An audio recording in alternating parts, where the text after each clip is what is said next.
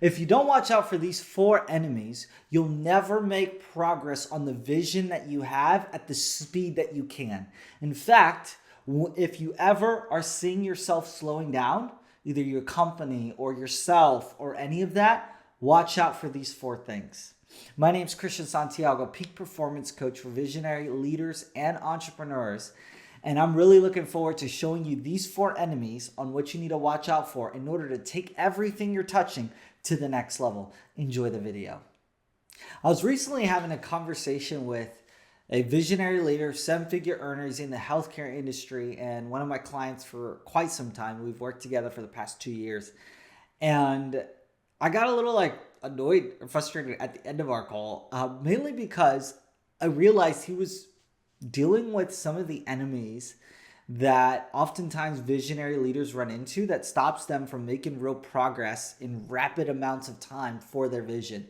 And so if you're a business leader, if you're a leader within healthcare, or maybe you're a Fortune 500 executive, or maybe you're an investor or a fund manager, or any of that, regardless of where you're at, it's most of the time these four enemies that really hinder visionaries, okay? And it stops them from operating at their peak mentally, emotionally, and physically at all times, and doesn't allow them to be as productive as they could be.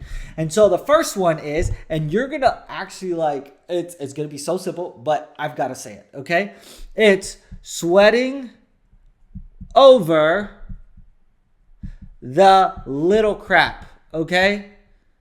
Man, the part where I got frustrated with my client, I was like, at the end of the day, I'm gonna call him. I'm gonna call him Mike. I'm gonna call him Mike. I said, at the end of the day, Mike, this stuff is stupid. This is little stuff. Why are we focusing on this little crap when at the end of the day, our vision is this? Right now, you're trying to negotiate, you're trying to do all this stuff, and you're putting all your energy on this versus what are we actually creating? Because if you put all your focus on the little fires you have to take out, which will not in the long run have an actual effect on your vision, then what you're doing is you're telling your vision you're not as important right now. What you're basically allowing yourself to do is get so into the minutia that you're making myopic decisions, short-term decisions, versus, okay, what would my future self and how would he operate in this situation? Or how would she operate in this? And so sweating over the small crap, the stupid stuff that just doesn't matter. Let's take a bigger view. Ask yourself, here's a simple question. I asked him, I said, okay, if the 10-year future you was in this situation now, how would he respond? He said, he'd be like, this is so dumb. Why are we wasting our time on it? I said, exactly. So what decision are we making today? And all of a sudden we made a decision, okay? So that was a big thing, okay? Second thing, which is actually born out of me having a session with the mayor of my city, helped him win re-election. Now he's back to running for re-election, to now he's leading the city on his final term, is this. I was like, are you not getting as much progress? He's like, no, Christian, I just finished re-election 4 months ago. And so it's like, man, now how do I get back into this? And I said, okay, well, what you're doing is you're doing this. You are trading the important for the immediate.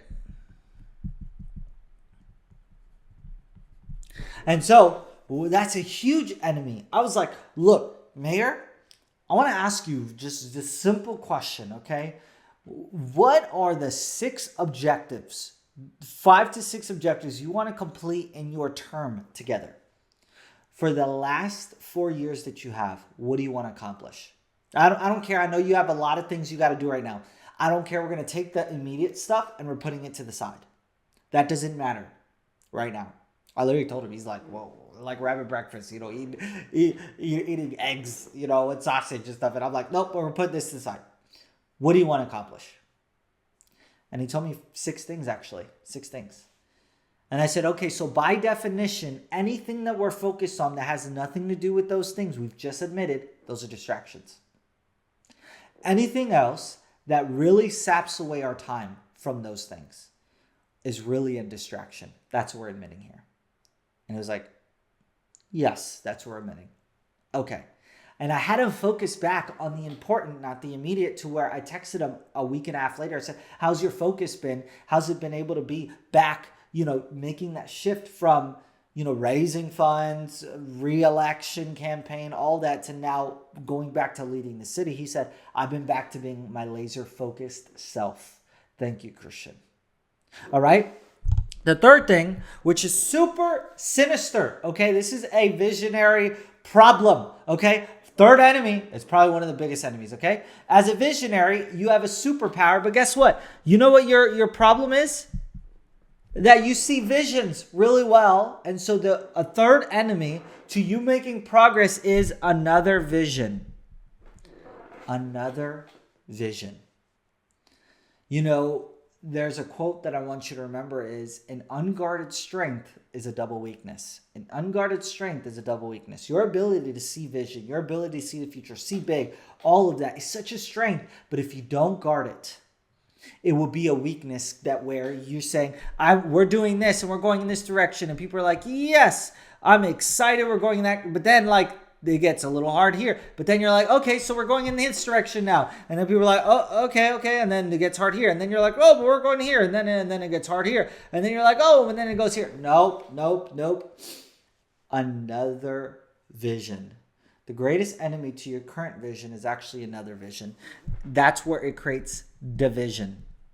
Die means two.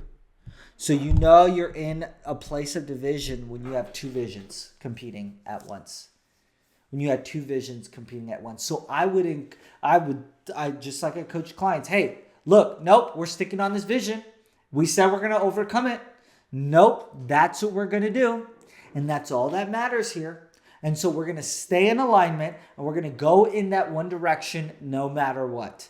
All right. And then once we get to the other side, then we decide.